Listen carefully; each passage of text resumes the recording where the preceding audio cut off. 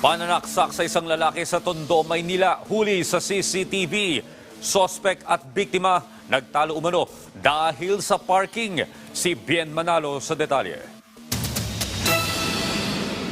Sa kuha ng CCTV kagabi ng alas 10, kitang lumabas sa kanto ang dalawang lalaki habang naghahabulan sa Barangay 53 Zone 4 sa Tondo, Manila. Pasakay na sana ng motorsiklo ang nakaputi nang pagsusuntukin pa siya ng isa pang lalaki.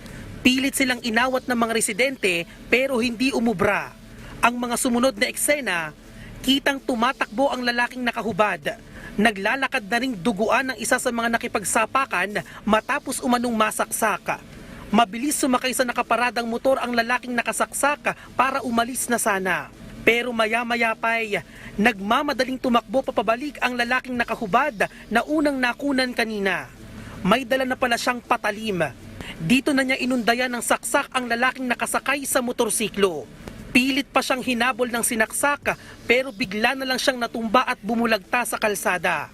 Napag-alamang magtatay pala ang lalaking duguan at ang lalaking nakahubad. Posibleng rumesbak siya sa biktima dahil sa sugatan niyang ama. Dead on arrival sa ospital ang biktima na nakilalang si Alejandro Navas na may dalawang saksak sa kanyang bahaging likuran. Habang nagpapagaling na sa ospital ang tatay ng sospek na may saksak sa tagilirang bahagi. Ayon sa inisyal na investigasyon, nag-ugat ang away sa parking. Kwento naman ng mga responding tanod, sinubukan pa nilang umawat. Nung akala namin simpleng away lang, nung pupuntahan namin, nakita namin na may duguan na isa kagad. Tapos nung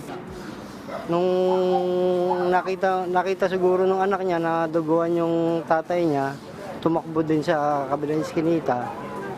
Hindi na namin mapigil dahil may hawak na kutsilyo. Kaya nung nakalapit kagad doon sa may sinaksak niya kagad yung isang tao. Hindi residente ng barangay ang biktima at napag-alamang barangay tanod siya sa kabilang barangay. Nagpupunta lang daw ang biktima sa lugar para ipagamot ang biyanang may sakit. Yung pamilya, biglang tumakbo sa amin para humingi ng tulong dahil ang yung napatay, isa sa mga team leader namin bilang isang tanod. Doon sa nakasaksak, kung maaari lang, sumuko ka na. Harapin mo yung kasalanan ginawa mo kasi nakapatay ka na . Kawawa naman yung pamilya. Tinutugis pa rin ang nakatakas na sospek. Bien Manalo para sa Morning Show ng Bayan, Rise and Shine, Pilipinas.